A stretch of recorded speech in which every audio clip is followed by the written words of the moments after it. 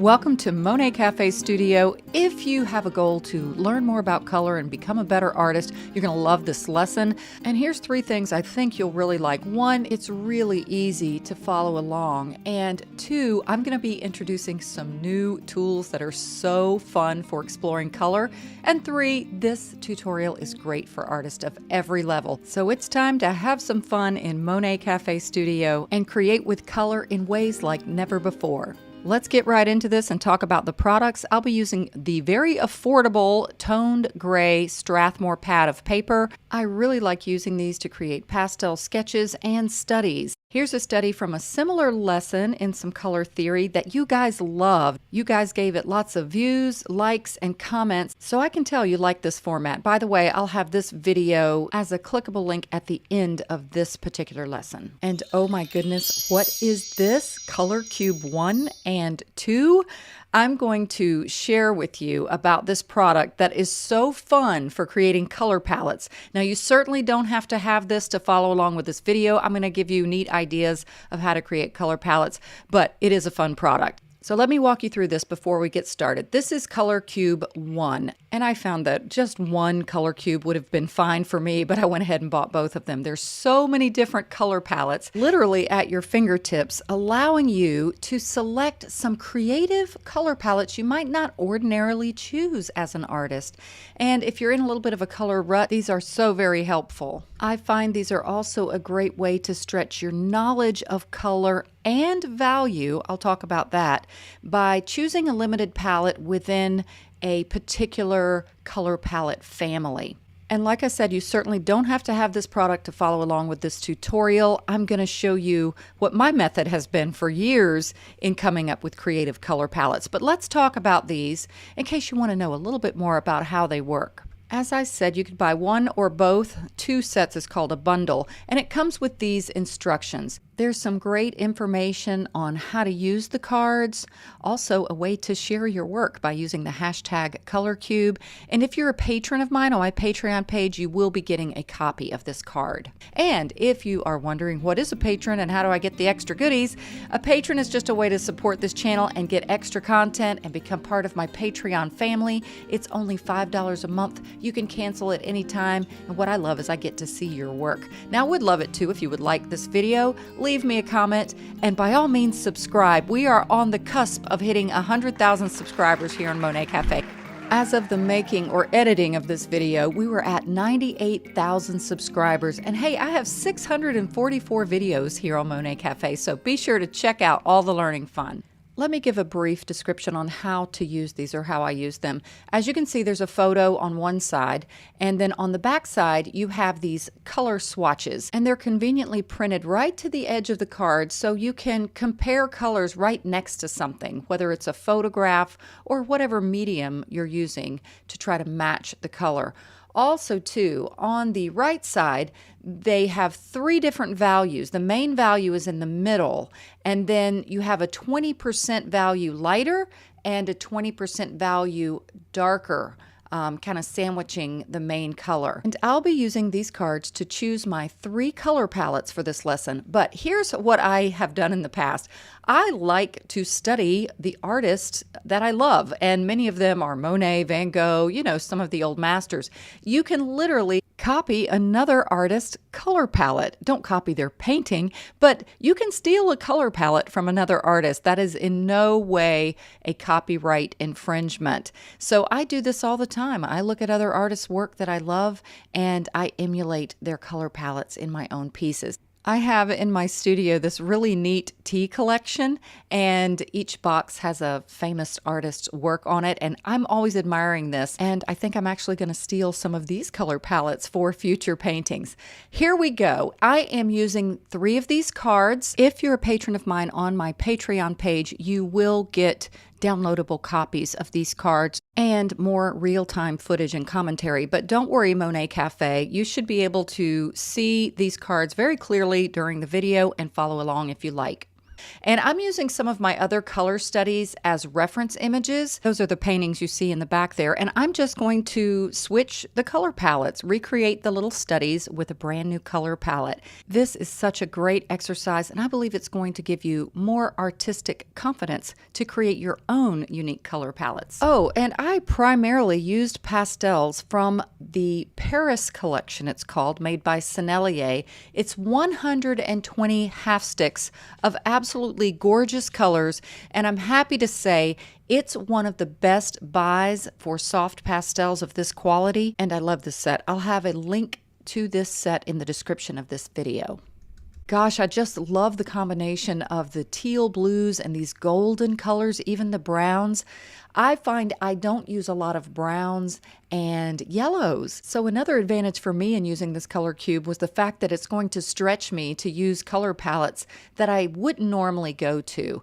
Now, here is how I am using this. The card does explain the instructions. Use it, you can stretch the parameters of this. You don't have to use just these colors that are on the card. What I'm doing is my very dirty pastels here, is I'm choosing some pastels that are of a similar color family and different values. And if you've watched many of my videos, you know I sometimes like to add a little pop of color, sometimes towards the end of a painting. So I'm using this as a guide, and I was so happy with limiting my color palettes this way. Now I'm just speeding up where I'm actually making some little color swatches underneath. I think this is important. If you keep a journal like this for color studies, that you can go back and see the color palettes that you liked, and you can create another painting. You can use it as your own guide to create future pieces. I'm first trying to match the colors pretty closely, and then I'm exploring with some different values underneath. And you don't have to stay so strict to this. I would advise try to stay pretty close to it, but you'll see how I do add a few colors. For example, like this dark. This is the Terry Ludwig eggplant. My brown is pretty dark already, but I thought that other purpley dark would add a nice touch. These are some Prismacolor new pastels. I'll talk about why I use those as I paint. As I said, my reference image is from a former color study that I did, also a lesson here on my Patreon page. Now here's why I'm using this Prismacolor new pastel. You can tell the shape is different. It's still considered a soft pastel, but on the range of hardness to softness, it's a little bit harder. When working on an unsanded surface like this, you don't get many layers of soft pastel. So I'm choosing a color right now to tone my little painting area here. By the way, these little areas are 3 inches by 5 inches, and I'm using a 9 by 12 gray tones pad in case you want to know. So I like to tone my paper often, not always, before I start painting, and I think it just gives it a nice mood. So I liked that kind of lighter teal to get started. Now I'm using this little bit of a darker turquoise blue to get in the sketch. Once again, using the Prismacolor new pastel. You don't have to use this. You could just use a charcoal pencil, whatever you have. I am always trying to save you guys money, and I never want to say you have to go buy these products that I have. I just try to give you some good ideas in case you get some birthday money and you want to buy some art supplies yourselves. So I'm just getting in a basic sketch similar to my reference image, which is one of my studies. And this is such a simplistic composition that I think it'll be great for beginners. And when doing these, you want to focus on the color and not have such a complicated composition. And I advise that if you do these for yourselves, to follow along with mine, of course, or choose a reference image that's very simple. The point of this is to learn more about color, stretch yourself with color. Like I said, one of the greatest assets, for me anyway, for this, is breaking out of a rut of choosing some of the same colors you always use. I have a habit I love purple. You've probably seen from some of my tutorials. I just love purples. I love cool blues and just that type of cool and easy color palette. So doing these types of color studies is just a great advantage for you artistically to stretch yourselves. Now I'm using the Terry Ludwig pastel I mentioned. You might be thinking, if you know what they look like, how'd you get such a small Terry Ludwig? They're usually rectangular and chunky. I break them in half sometimes. So that just got in a nice dark for those trees. I'm getting in my darks first. So this is now the brown. I thought that purple base would add a little bit of interest to the color of the trees, but I really do stay pretty close to all of the colors that were on the card. I did add a little bit of green. You can see a little swatch of green down there at the bottom that I thought gave it a little bit more interest. So now I'm just using the browns. I got the brown over the trees. I'm getting my darkest values first, and I'm getting some of this brown just as some of the foreground grasses will have a little bit of shadow to them. And this is all real time, by the way. I'm including a full real-time painting on the Monet Cafe channel where you can watch this for free, and the other two will be sped up substantially. But again, if you're a patron of mine, you'll have a slower version of that as well and more commentary. Okay, so this is that beautiful golden color. I love this color. Why I don't use it more in my paintings? I mean, I might use it for a sunflower, but I don't often use it for grass colors. I really do just love the combination of teal colors and golden colors together. Now, can you see a little bit why the underpainting, I guess you would call it, you know how I took that Prismacolor New Pastel, the one on the top right there, and I toned the paper? Can you see how it's making an influence already with some of those golden colors that I put down? Now, here's a neat thing I was saying at the beginning of this video where you'll learn more about value by doing these things too, by doing these color studies.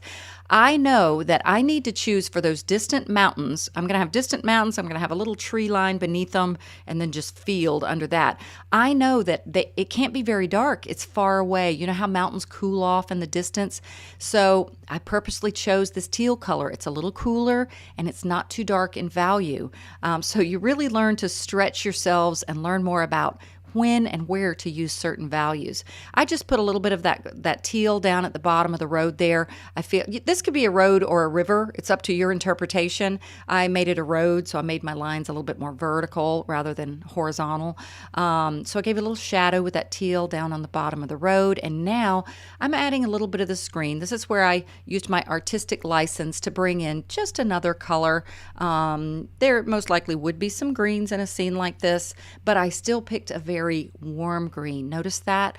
A cool green would be a little bit more of a green turquoise color, and I don't know, I didn't feel like that would work very well. Putting a little bit more of this warm green just where some of these grasses are, and can you see again how simple this painting is? I mean, anybody could do this, and I think it is a great way for beginner artists to learn, wow, I can really do this, and it's not that hard. It's just a few rules. It's like I always say, painting is easy once you know the rules.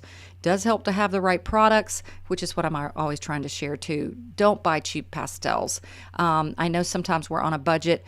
I'd prefer you to buy limited, smaller sets of pastels that are quality than, some cheap pastels that have a lot of color, but you're just not going to get the vibrancy. So I just added a little bit of that pretty yellow there.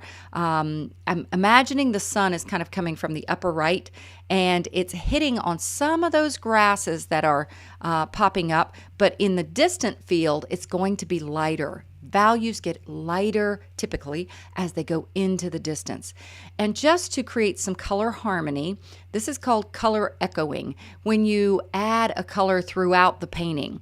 And I didn't want that yellow to feel like it was just segmented in one area, so I added a little to the road. And guess what this did? Because I put in that teal to begin with, the one on the upper right, that light colored teal, when I added the yellow to it, it almost made green.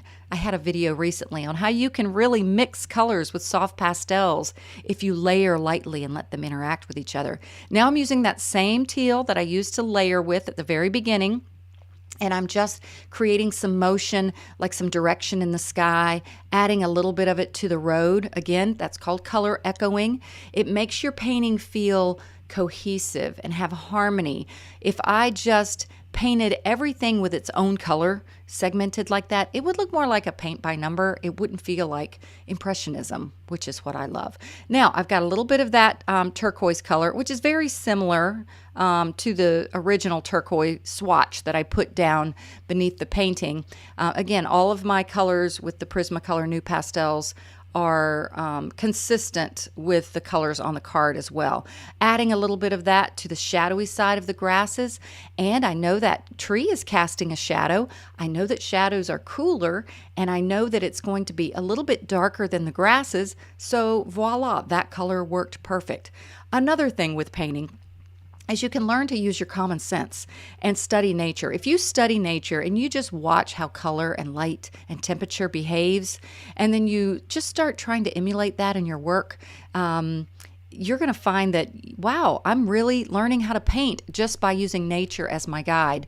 And like I said, some of it is common sense. If there's a shadow, I always say this, what happens when you get in the shadows or in the shade? You cool off, right? So does color temperature. So it's just a general rule of thumb. Not that you can't use warm colors for shadows. You can too. That's a whole nother topic. So now I'm getting in some of these distant trees.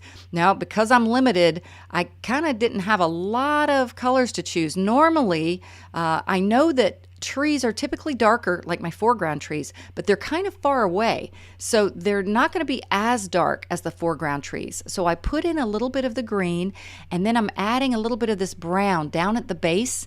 And now I also know things in the distance cool off. So look what I did. I got some of the teal that I used for the mountain. I couldn't make the trees the same color as the mountain. It wouldn't even show up. So I got in my green and my darker base, and then I cooled it off by putting a little bit of that turquoisey color over those distant trees. It did make them feel a little further away. I think I even accentuate that a little bit more. So now I've got everything really filled in as far as blocking in all of the parts of the painting. And now I'm just going to play a little bit. I'm going to use some of that same orangey color. And Prismacolor NuPastels are really great for making little sketchy grass marks. It's because they're harder, and it's because they're kind of thinner. You can get more of an edge with it. I wouldn't have been able to get those types of marks if I had used the Sennelier pastel of a similar color. Now I'm almost done. I'm just getting in a little bit more of this eggplant color to suggest some inner branches. And by the way, was about the end of my layering ability. This is just drawing paper, toned gray drawing paper. And so I know I'm only going to get about three or four layers, really. That's why it's so important to keep a light touch when doing these. Don't think you have to fill in and cover up the surface. That was the mistake I made when I first started painting. These colors all start to layer together, and they will look so much more impressionistic. You'll get more layering ability if you keep a light touch. So now I got one of these little Prismacolor NuPastels, getting just a little suggestion of some grassy marks in the distance. Not much because they're far away. Grasses in the distance typically will start to look more like horizontal bands rather than individual vertical strokes. And they gradually, like I'm doing now, they'll get more vertical and taller as you move forward into the foreground. But I've learned over the years, and I'm trying to even get better at this, to not add too many grass marks because you can overdo it to where your painting just gets so busy.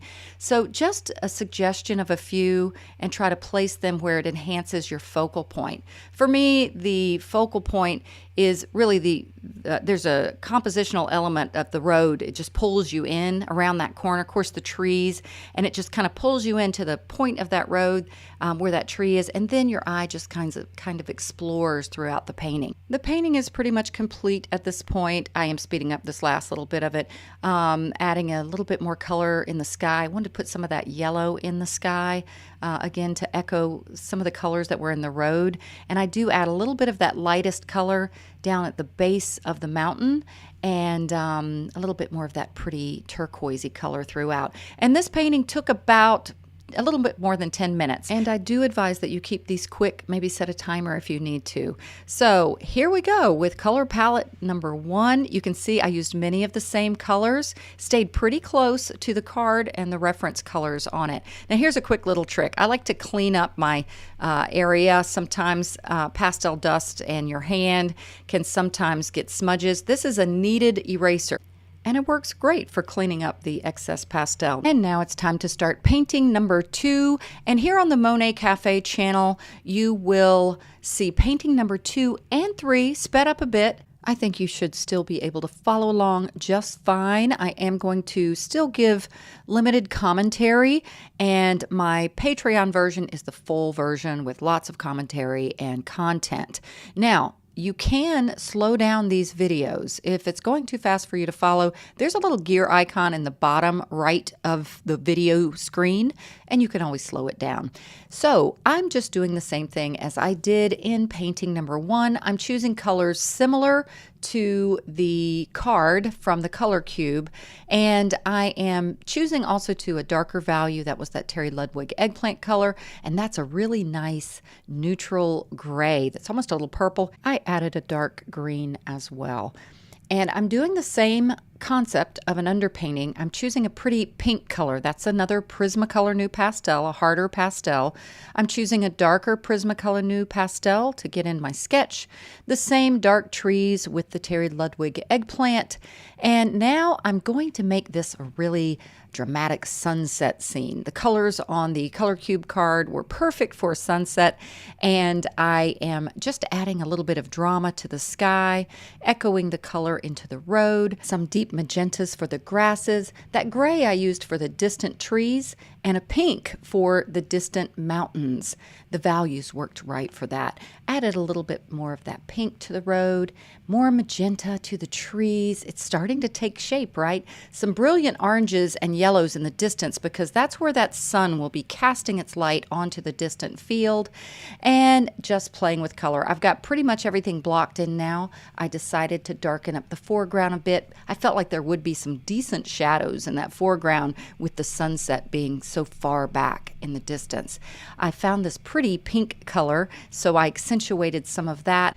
This painting also took about 10 minutes or so to create, and it was also a fun little lesson in getting creative with color palettes. I gave a little more drama to the sun, a little more sunlight on the field, and some vibrant oranges just to jazz things up a bit. Color studies are great to pull back out again and look at them and remember, oh yeah, this is how I created a sunset scene, and you already have your color notes to choose similar colors. They're very handy for future paintings. And now we move on to color palette number 3. I really liked this one. The scene was a cityscape, but it just reminded me of an evening scene with these colors. I loved the cooler, darker colors in this, and I'm choosing, many of these are also from the Sennelier 120 half stick set. And just like before, I'm picking colors that are kind of close to the colors on the card, and I'm choosing a few other values of the same colors, a little lighter. And also I decided I was going to add a little pink to this. I did see some pink and a bit of yellow. It may have been the moon's reflection in the water. Here I am again with my Prismacolor Nu Pastel.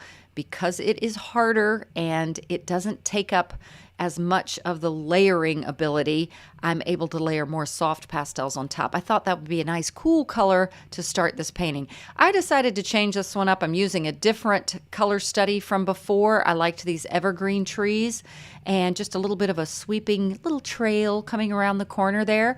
So I'm using this purple Prismacolor Nu Pastel just to get in a little sketch. I did like how the trees were slanted. I like to give trees some character and not just be straight up and down. I'm adding some of this pretty dark evergreen color, and I'm making the evergreen shapes. It's really just kind of some zigzaggy marks to suggest evergreen trees. Getting in my darks like before, the trees and the foreground grasses, this pretty blue, it felt like such a pretty night color. And as I create this third color study, I just want to talk a little bit more in general about color and how to use color when you have a limited palette like this. Basically what I do is I use my darker colors for any element in the painting or in the reference image that's vertical and especially close to you. Vertical elements like trees are always going to be darker because the sun is above it, so the sides of it are not getting direct sun. As things progress into the distance or recede into the distance, they gradually get a little bit lighter in value. So that's why with each band of trees, the further away they get a little bit lighter. That's why in that second band of trees, I don't have the same darks that I have in the foreground trees. And way in the distance, I have an indication of a little bit of blue and a little bit of purple to suggest some very distant trees, another band of trees way back. It could even be a mountain, and it's cooler and lighter in value because it's further away. I really had fun with these colors, and I really liked that one kind of green. It's almost like a teal green. It's kind of unusual, and I don't usually use that color. And here I'm adding a little bit of that pink that I pulled out. That was my color punch I decided to add to this painting. Now I'm going to add some of the pretty yellows, that little bit of yellow that I saw in the image on the back. And I decided not just to make stars. I thought, what the heck? I'm going to make fireflies and stars. I just love doing these little color studies. I hope you guys will too. Here are my final color studies. Oh, and did I add one more advantage to these? They're fun. They're fast and fun, and you learn lots. Again, you don't have to have the color cube to follow along with me, but if you would like to get it, I will have a clickable link in this video description, and I do get a little kickback if you purchase from the link that I'll provide. No extra cost to you, of course. So this was so fun. I'm so glad you joined me for this painting adventure, and I hope you learned lots. Consider becoming a patron of mine if you would like the extra content. And as always, God bless and happy painting.